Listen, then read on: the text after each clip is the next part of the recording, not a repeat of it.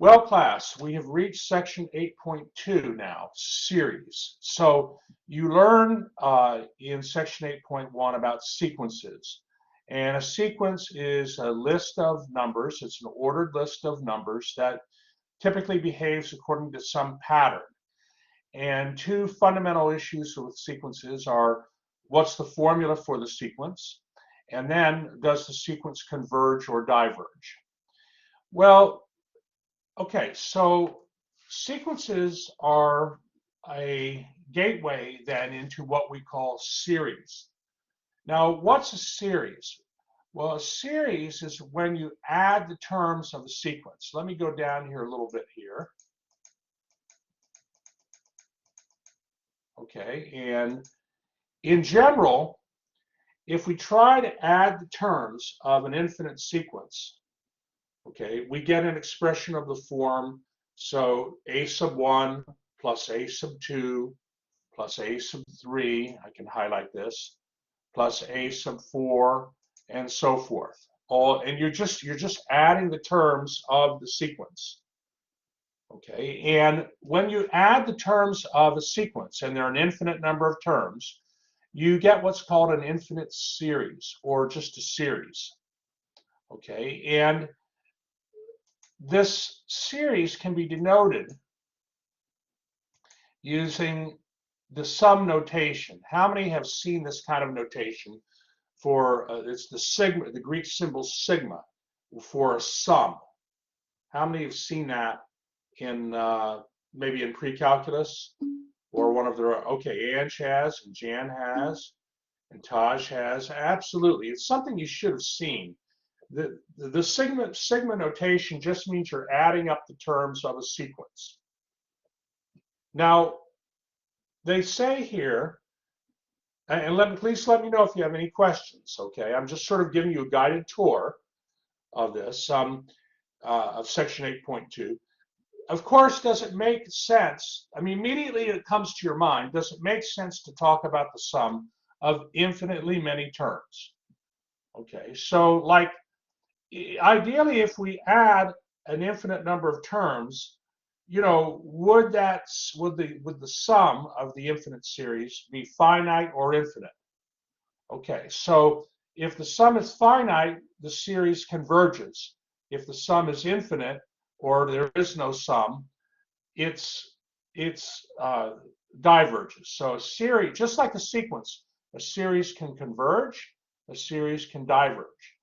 And so they asked there, would it be possible? They say it would be impossible to find the sum of the series below. So if your series is, you know, if your sequence is 1, 2, 3, 4, 5, 6, 7, and so forth, and you decide, hey, I'm going to add the terms of that sequence. You go 1 plus 2 plus 3 plus 4 plus 5 and so forth. Well, that sum is never going to end. I mean, the sum's got to equal infinity, right? There's no finite sum.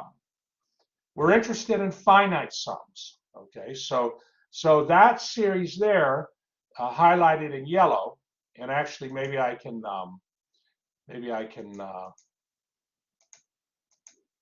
highlight it, show it like that.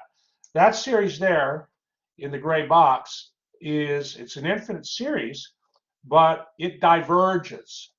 It diverges. It does not have a finite sum. So the question is, how do we determine when a series converges, when it has a finite sum? Well, one way to think about it is, let's take a look at this series here. Let's take a look at another series. Okay, this series is, you know, a half, so the half plus a fourth plus an eighth plus a 16th plus a 32nd plus a 64th, and the sequence of terms, a half, a fourth, an eighth, a 16th, and so forth, behaves as the general term is 1 divided by 2 to the nth power.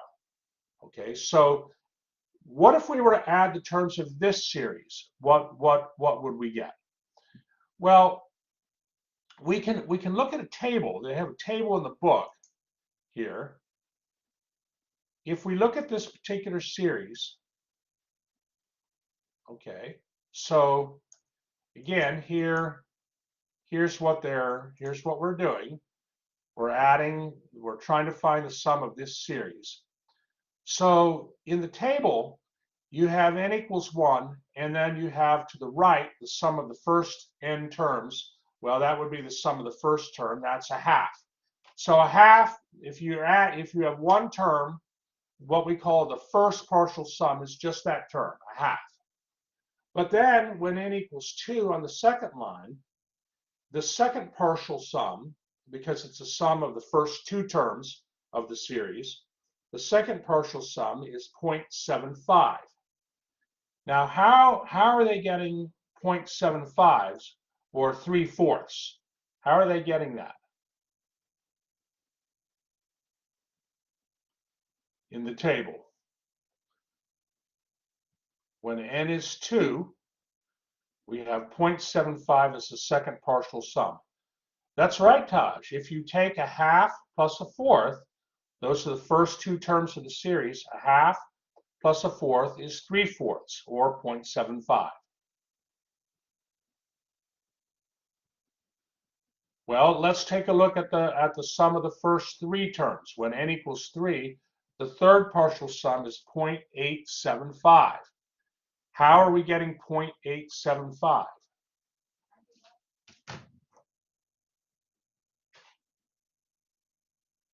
How are we getting that?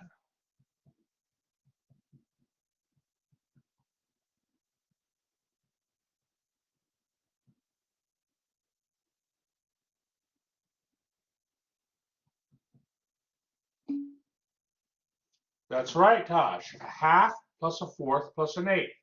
A half plus a fourth plus an eighth. Those are the first three terms of the series. You add them and you'll get 7/8. 7/8 is 0.875. And you see, we can keep doing this. We can keep generating these partial sums, finding these partial sums. So the fourth partial sum, which would be a half plus a fourth plus an eighth plus a 16th, that's going to equal 0.9375 as a decimal. And they keep computing these partial sums up to the 10th partial sum. And you see, we can study these partial sums as a sequence of partial sums, right? The partial sums themselves form a sequence. And does the sequence of partial sums converge based on the table? Does it appear that this sequence of partial sums is converging to a number? Indeed, Mario, it does. And what number does that sequence of partial sums appear to be approaching in the limit? If we had to make a guess. That's right, Mario, 1. That's exactly right. So you see, we can say that our infinite series, and we could do more partial sums, but you would see that the partial sums, I mean, the 10th partial sum is 0.9990344. That's the sum of the first 10 terms of the series. If we were to do other partial sums, we would see that the sums are very close to 1.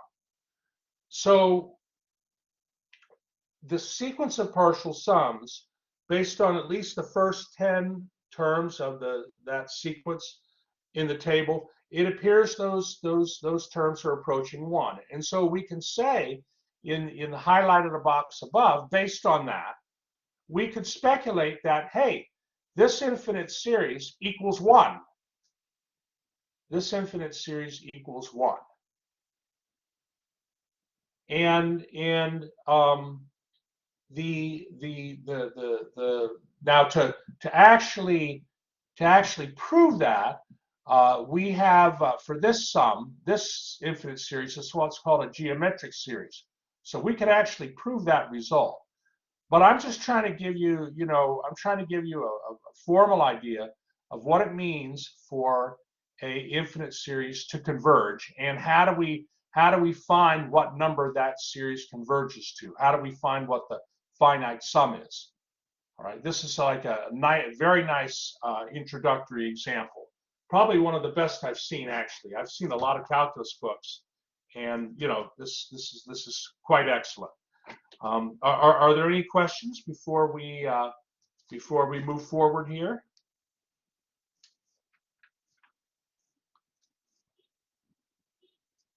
Okay, okay. Well, so we can, it's worth looking at this definition here from the book.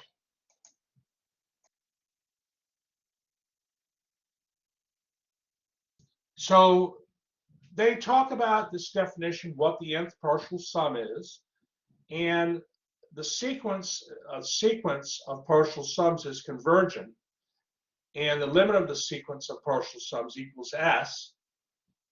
Then if that's true, then the series converges and the series equals S. The number is called the sum of the series, and if the sequence of partial sums is divergent, then the series is called divergent. Okay, so and we're really interested in convergent series. So let's look at an example here that I have.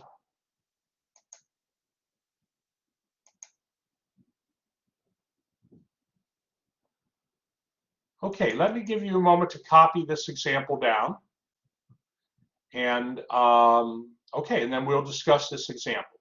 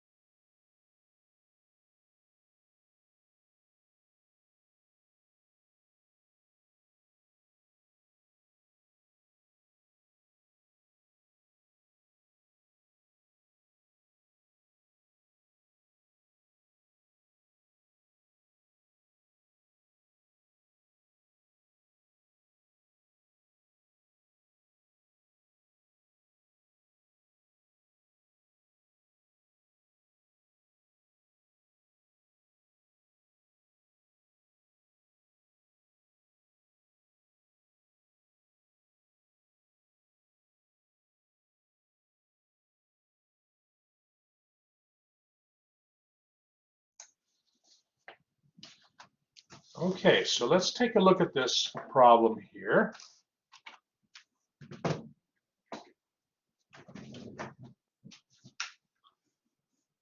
All right, so let me just write up here.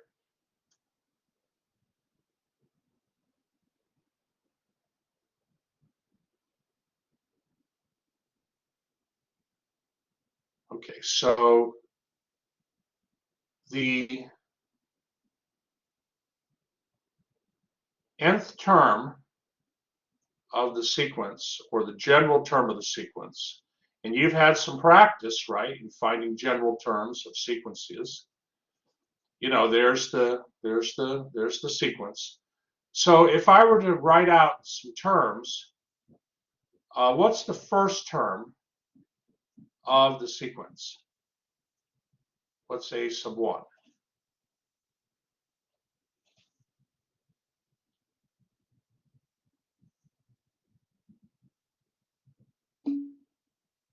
That's right, Patrick. It equals 1. Okay, because you have 4 times 1 divided by 3 times 1 plus 1. Hold on. Clear my space a little bit here. Hold on.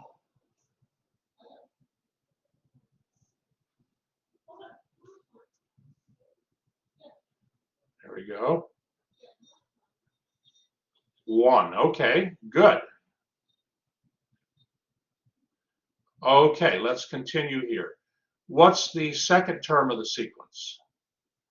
Good, Ange, on that, by the way. What's the second term of the sequence?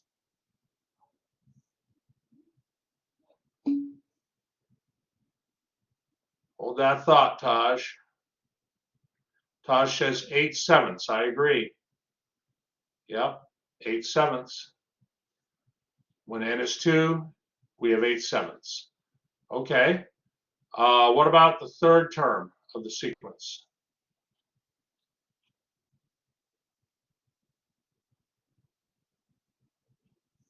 We're going to list 5 terms here.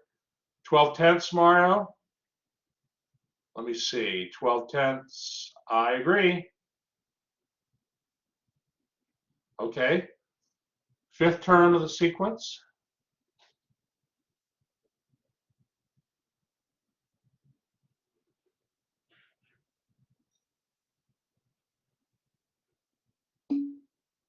Sixteen thirteenths. Taj, that's right. Okay, and let's do one more. When n is 5, the fifth term of the sequence, 20 sixteenths. That's right. That's right, Jason. 20 sixteenths. Okay, so does it appear that these terms of the sequence might be approaching a number, a fraction?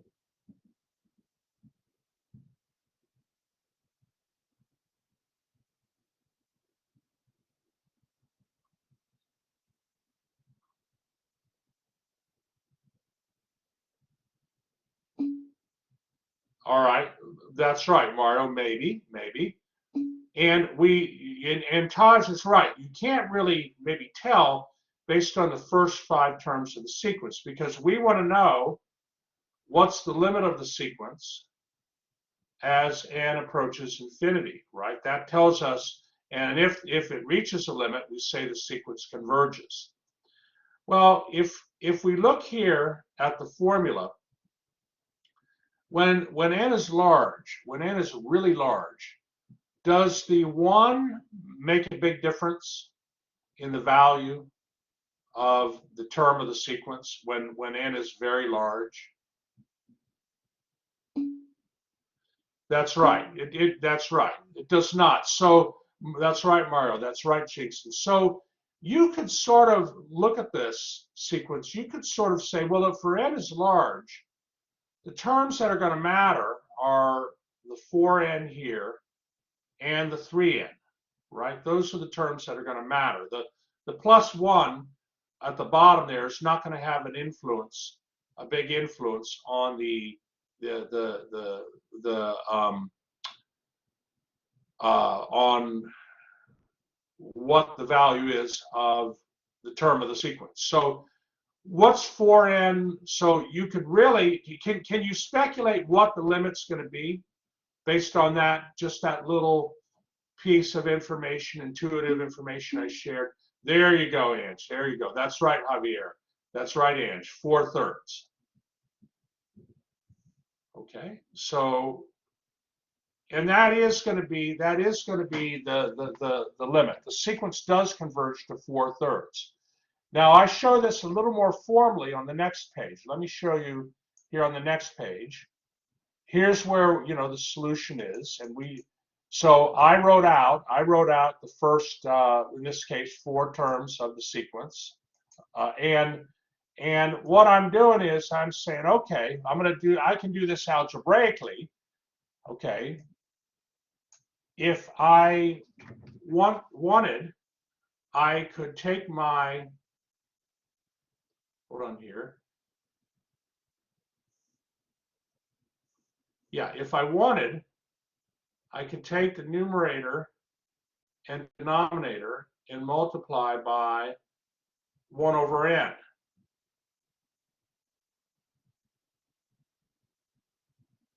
I could take the sequence in Desmos and plot it too, but you don't always need computers to help you, right? I could just multiply here by 1 over n divided by 1 over n, and the 1 over n here we distribute to both the 3n and the 1, and so in the numerator I'm going to get a 4, and in the denominator I'm going to get, well, if I put a little more work in here, right, I'd have, hold on, if I put an additional step in,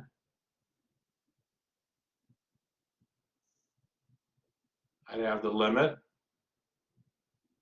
as n approaches infinity of 4n divided by n over 3n divided by n plus 1 over n.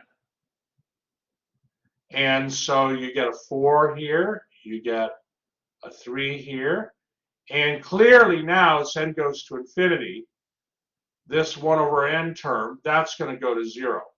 So that gets you 4/3.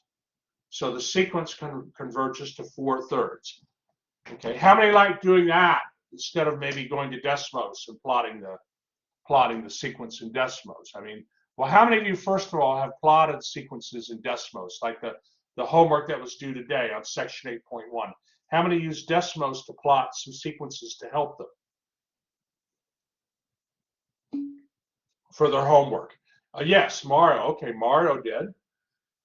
And, Jan did. Okay, and that's fine. And on the exam, incidentally, you can use Desmos to help you find limits of sequences. But, this is also an acceptable way too. How many kind of like this way, just sort of using your intuition and getting a read and hey, this makes sense. How many like this approach? Okay, Anne's used this way, Javier used this way. Okay, so good. So students are different. Taj says, could you use L'Hopital's rule here? Yeah, you could actually. Absolutely right. Taj is saying what you could do is you could we got to be a little careful, but for L'Hopital's rule, that's for continuous functions. But if we had like the limit as x goes to infinity of 4x over 3x plus 1, that's an indeterminate form of infinity over infinity. The numerator goes to infinity and the denominator goes to infinity. So you could use L'Hopital's rule, and that's right, Taj, and write that then as the limit of, well, the derivative of 4x is 4, the derivative of 3x plus 1 is 3, and you get 4/3. And so, hold on here.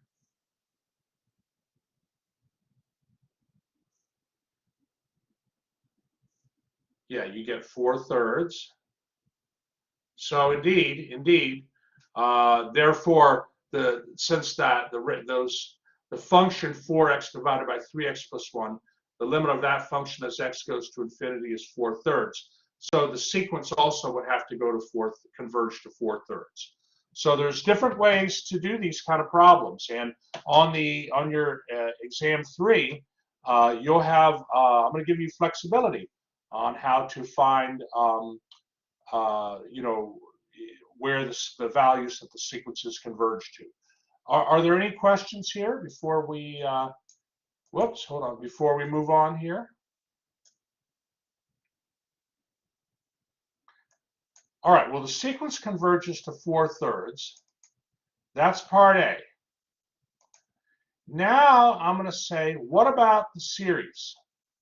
What about the series? Does the series converge? Okay, well, the series, of course, the series would be the series where n equals 1 to infinity of 4n over 3n plus 1. So that would be, 1 plus 8/7. So I'm, looking here to get my terms, plus 12/10 plus 16/3, and so forth. Do you think that this, hold on, let me move this down a little bit.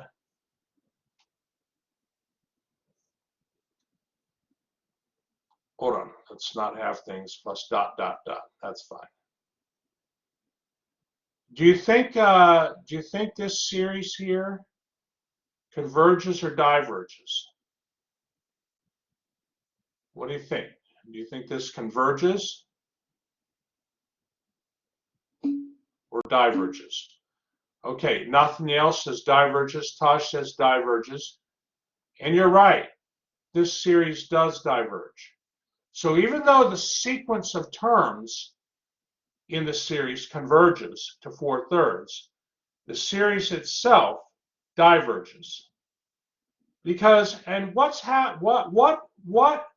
how do you know offhand that why the series diverges? I mean, just what, intuitively, how do you know for sure that this series diverges?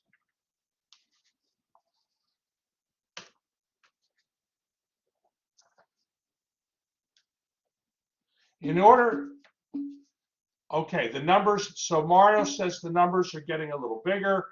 It doesn't stop. So let's see, a lot of good comments here. A lot of good comments. Eventually, as Taj says, you'll be adding terms that are like 4/3 in the infinitely many times. I mean, in order for the series to converge, what has to be true about the terms of the series?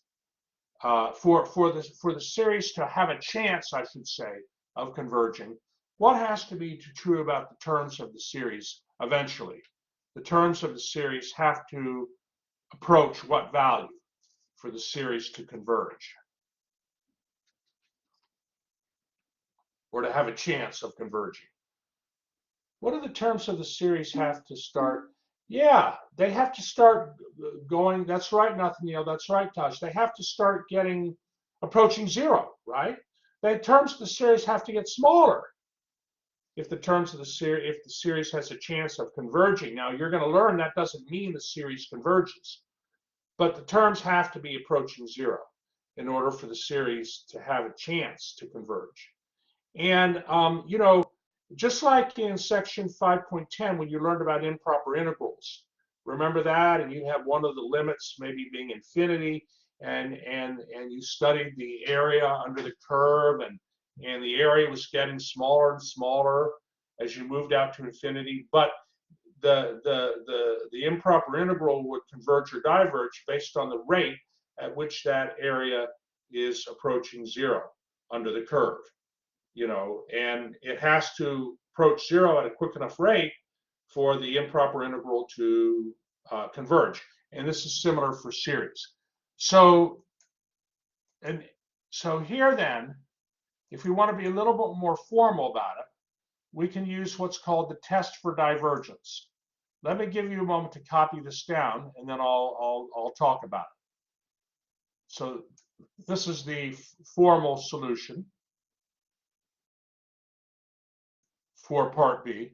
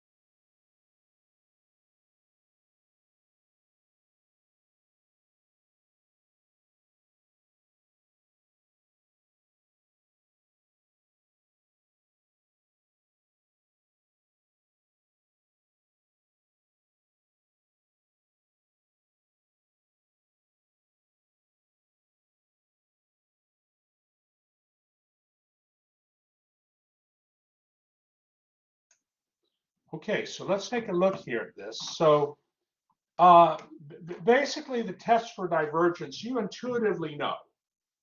The test for divergence is a test to see if the series diverges. The limit of the terms of this series equals 4/3. And 4/3 is not equal to zero. Because of that, we know that the series diverges. End of story. We know the series diverges. Okay, are there any questions on that idea?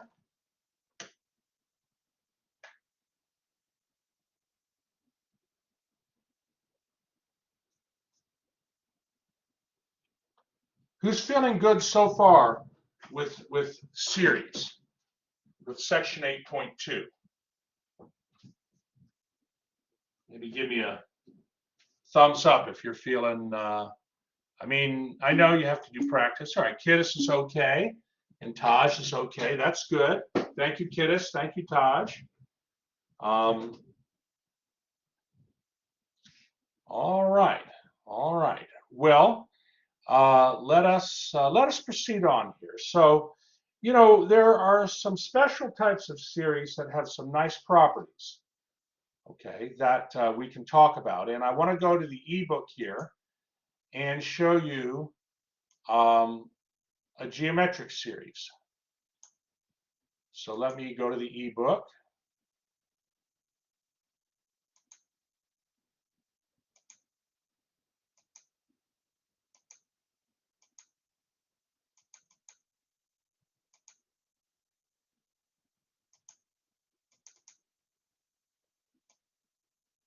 Okay, so a very important example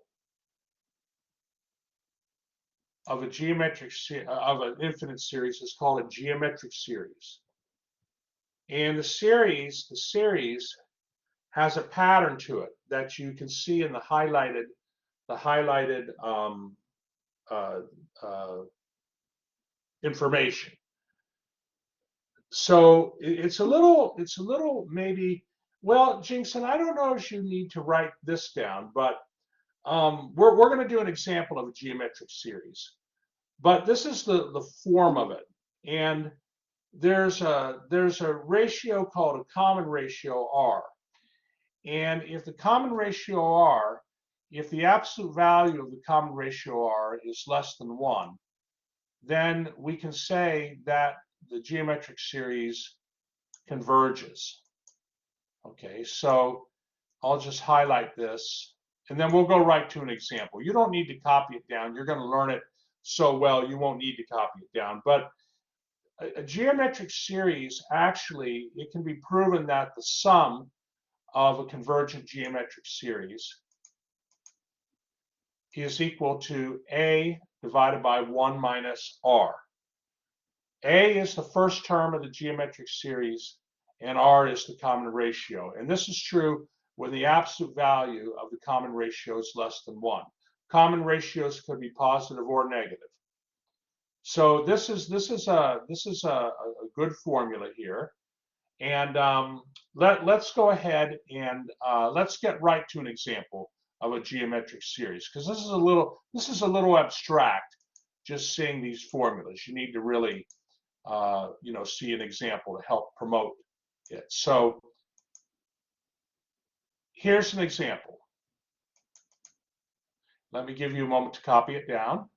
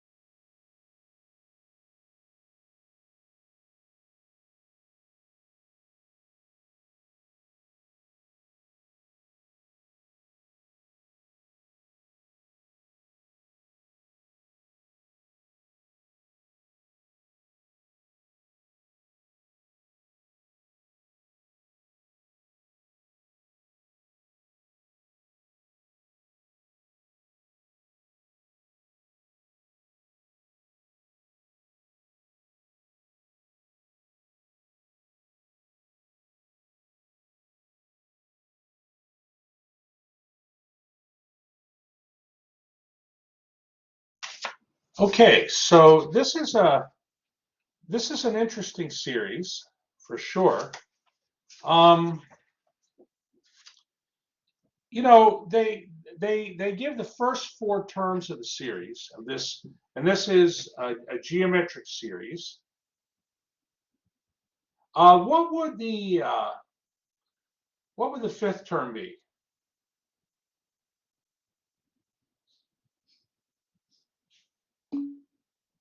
That's right. That's right, Taj. 1 over 81.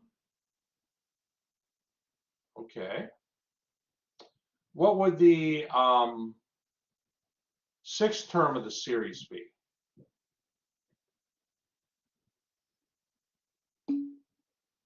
Good, Nathaniel. 1 over 243. Okay, and we can keep going. If I wanted to write the general formula for the series, it would be 1 over what? 1 over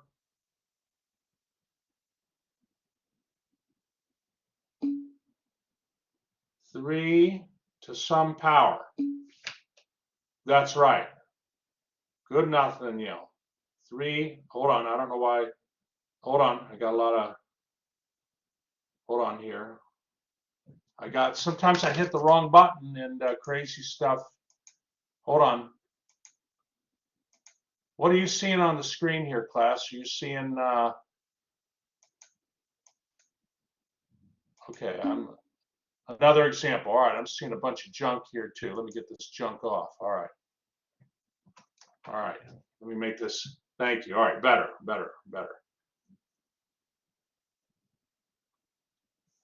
Okay, so,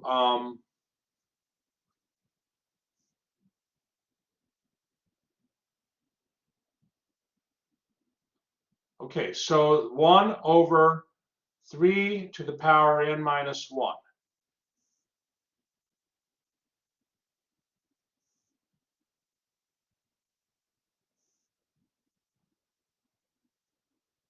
Okay, so, well, all right, this is a geometric series. Now, for a geometric series, there has to be what's called a common ratio. So let's say, how do we find the common ratio? Well, let's say we took the second term and divided it by the first term. Second term of the series is a third. And if we divide it by the first term of the series, which is 1, we get 1/3. Let's now take the third term of the series and divide it by the second term of the series. The third term of the series is a 9th. And if we take a 9th and divide it by a third, which is the second term of the series, that equals 1/9 times 3 over 1. Hey, that equals 3/9, which is also a third. So do you see there's a common ratio of 1/3? If you take any term of the series and divide it by the previous term, hold on, I like to make sure my writing is good. If you take any term of a series and divide it by the previous term, you get a third. And that's called your common ratio. And that's how you know you have a true geometric series, if there's a common ratio. You see that? Does that make sense? That's what identifies a geometric series. Now, this geometric series has a common ratio of a third, which is less than 1. So we know this geometric series is going to converge. The question is, what does the series converge to? What would adding up all of these terms, okay, of the series give you? What finite sum would it give you? Well, let's go to the next page and we'll find that out. Are there any questions before we move to the next page? Okay, let's go. All right, so being a little more formal, again, you know, the geometric series has a common ratio of a third, and we can write the geometric series as a formula, as this formula. So let me give you a moment to get copied down to here, and then I'll talk about this a little bit. Let me know if you have any questions.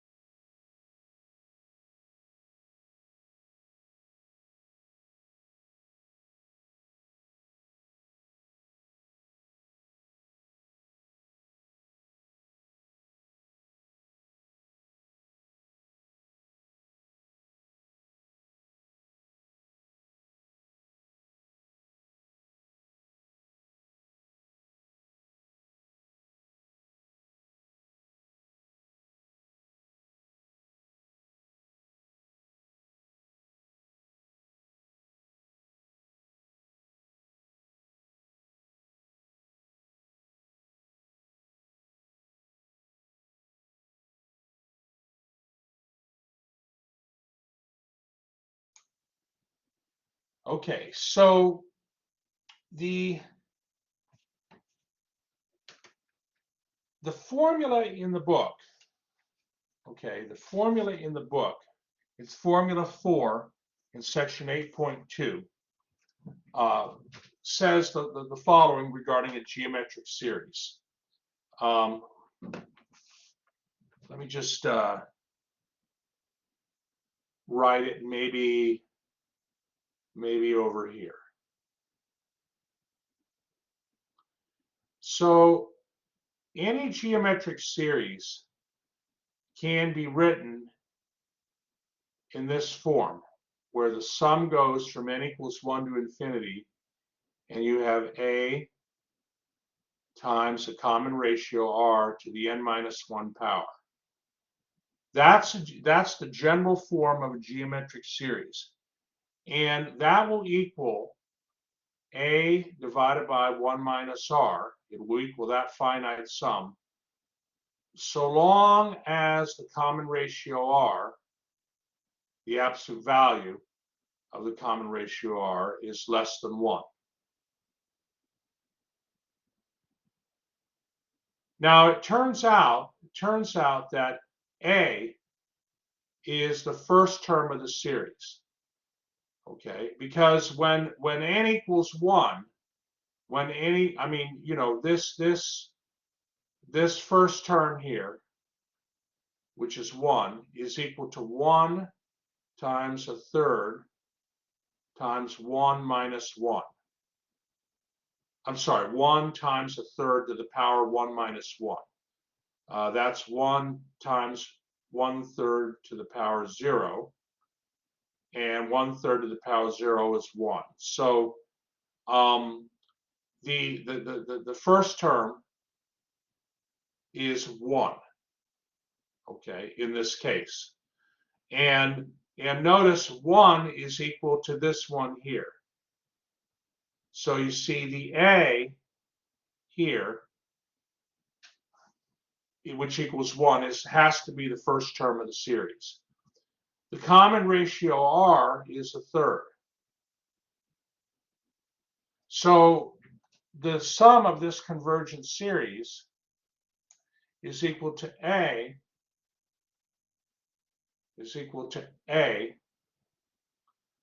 divided by 1 minus the common ratio. Common ratio is a third, the first term of the series, so the common ratio r is a third, and the first term of the series a is equal to 1. Now sometimes what students do is they say, okay, look, here I have, you know, they might be given a formula. They might be given a formula for a geometric series. And what they'll do is they'll identify the common ratio in the first term of the series, and then right away they'll get to then the sum of the series, which is a over 1 minus r. And it's going to turn out then that a over 1 minus r, right, is just, I mean, I have it written below, but that just equals 1 divided by 2/3, and that's 1 divided by 1 all over 2/3, and that's just 1 divided by 1 times 3/2, and that gets me 3/2. So this series converges, this geometric series, and it has a sum of 3/2. Okay, so there's different ways to think about these geometric series. Sometimes students, they like to take the geometric series and identify the formula for the geometric series, and then get the sum that way. Students are different, but okay. Are there any questions on that?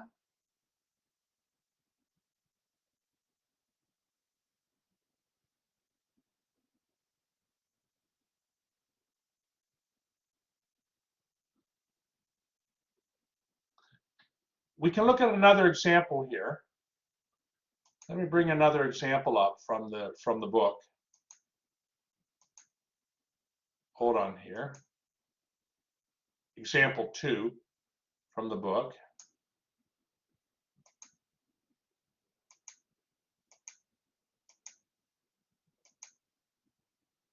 Okay, so in example 2, they want you to find the sum of this geometric series. So you have 5 minus 10/3 plus 29ths minus 40/27ths plus dot, dot, dot. So you already know the first term of the series is 5. But what's the common ratio? Well, it turns out the common ratio is going to equal negative 2/3. Okay, so if we go to the whiteboard real quick, let me go to the whiteboard and just write down for this second example the terms of this, just some. Let me just write down the series. It was 5 minus 10/3 plus 29ths minus 40/27ths. This is for example 2 plus dot, dot, dot. So again, if you take the second term divided by the first term, that's negative 10/3 divided by 5/1. That equals negative 10/3 times 1/5. And that will get you negative 2/3. If you take the third term and divide by the second term, that's 29ths. That's the third term of the series divided by negative 10/3. So that's 29ths times negative 3/10. Okay, if there we might need to do a little simplification. Okay, like that. And that's going to get you, well, let me see. This is going to get you what? Negative 6/9. And that equals negative 2/3. So you see the common ratio is negative 2/3.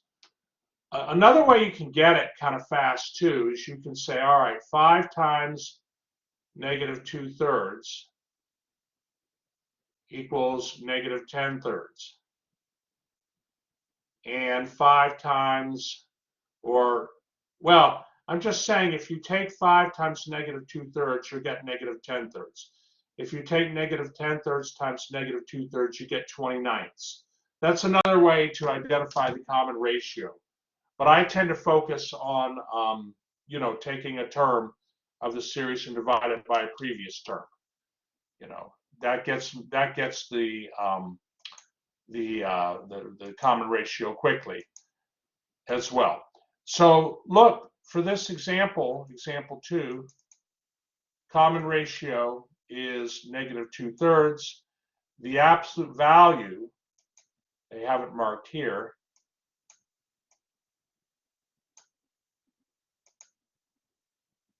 hold on.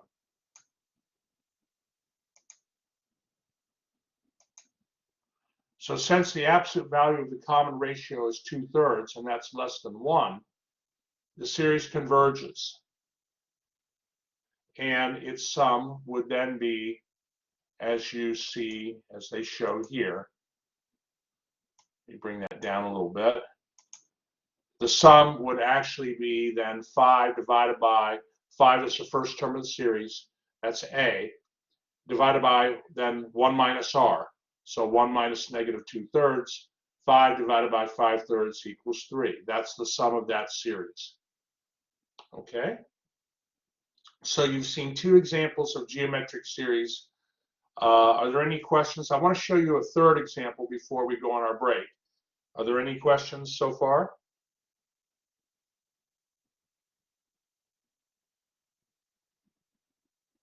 Okay. Okay, let me show you one more here. Let me bring up an example here.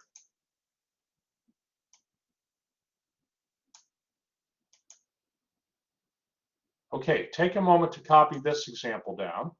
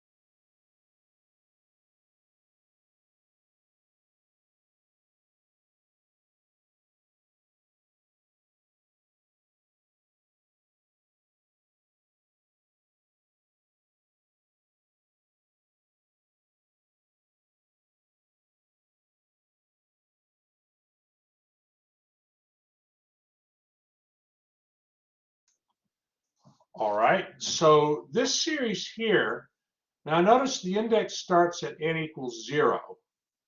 I mean, that's okay. That's okay. Um, we can write this. Let me get that font down to 3. I don't know why it keeps. Default should be 3 for the font, but okay. So we can rewrite this series. Well, we can write it a little bit more nicely. We can leave in the denominator the root 2 to the nth power, but in the numerator 1, we can write as 1 to the nth power. Now why would I want to do that? Why would I want to do that? Well, the reason we might want to do that is because then we can write the series as the series from n equals 0 to infinity of 1 over root 2 to the nth power. Okay, so it's just because they give you a series, they give you a series in a certain, written a certain way, you can modify that series to your own liking. Now the question is, what's the sum of this series? All right. Well, this series, if we could express it as a geometric series, well, it is actually now written this way. It is identifiable as a geometric series. We could find its sum. What do you think the common ratio is for this series?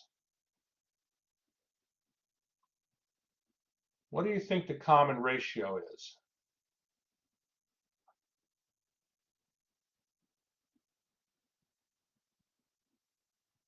If you had to guess. That's right, Taj. 1 divided by the square root of 2. I'll tell you what, let's get to the solution here, and you'll see this very clearly. So here on this page, what I've done is I've written the series. Okay, hold on here. I've written the series this way, and what I do, you notice that the index here, the index starts at n equals 0. But I can rewrite the series with the index starting at n equals 1. I can change the index to start at n equals 1, but then I have to adjust the power from n to n minus 1. So you can rewrite a series in an infinite number of ways, but for our purposes, I want to have the index start at n equals 1. Well, I can do that so long as I adjust the power to go from n to n minus 1. And what I have here on the right is I rewrote like when the index starts at n equals 0, I wrote out some terms of the series. Okay, first term would be 1 over square root of 2 to the 0th power. Second term would be 1 over square root of 2 to the 1st power, and so forth. Well, so now if I change the index to start at n equals 1, okay, what would the terms of the series be? Well, they're going to be the same because the power is n minus first power. So the terms of the series, okay, for this, taking this series and newly rewriting it as this series here, n equals 1 to infinity. The series n equals 1. The series goes from n equals 1 to infinity of 1 over root 2 to the n minus first power. That's equal to this series to the right. But it's in that form. Hold on here. I don't know what this thing's doing. Hold on, let me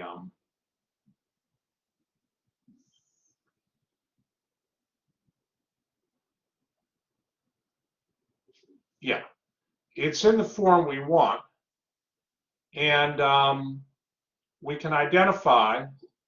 Well, first of all, are there any questions up to here?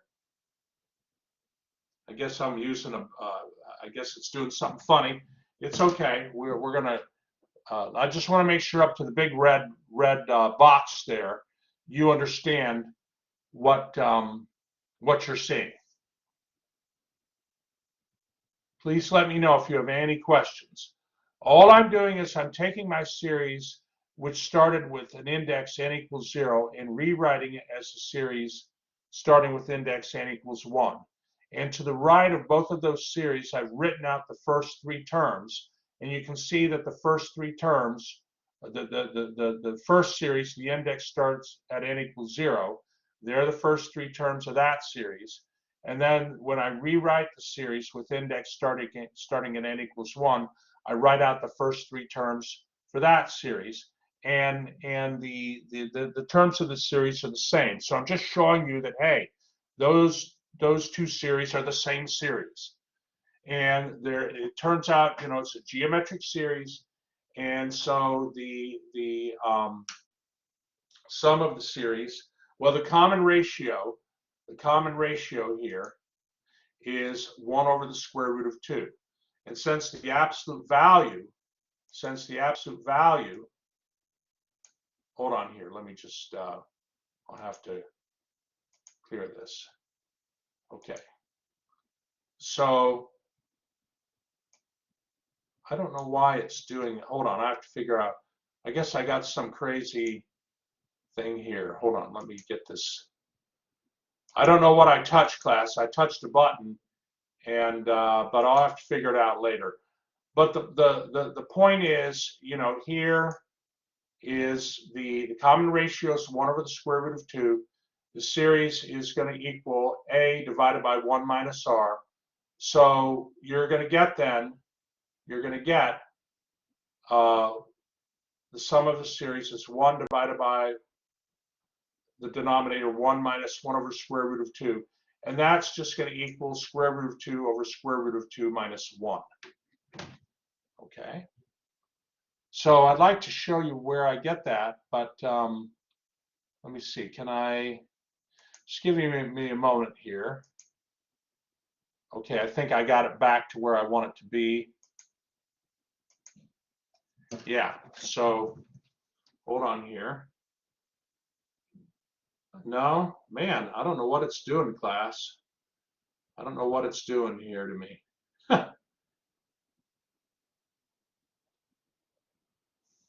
Just give me a moment. See, I'm trying to write with the pen, and the pen is like giving me dots, and I'm not sure why. I'm not sure why. I'll have to figure it out. You know, if any of you can figure it out, let me know. It's doing all kinds of strange things. Maybe the battery. Oh, you mean the battery on my stylus, Mario? Huh. Boy, I didn't think about that. Well, at any rate, are we okay with all right, thank you, Mario. I'm going to check that out during our break. Are we okay with this example? If you take this part here, the 1 divided by 1 minus 1 over square root of 2, that sum can be, if you multiply by the square root of 2 in the numerator to the numerator and the denominator, you'll get root 2 over root 2 minus 1. Okay, who's feeling good with this? Maybe give me a thumbs up if you're feeling all right. Okay, thank you, Taj. Thank you, Jan. Thank you, Mario. Are there any questions? Are there any questions before I stop the recording?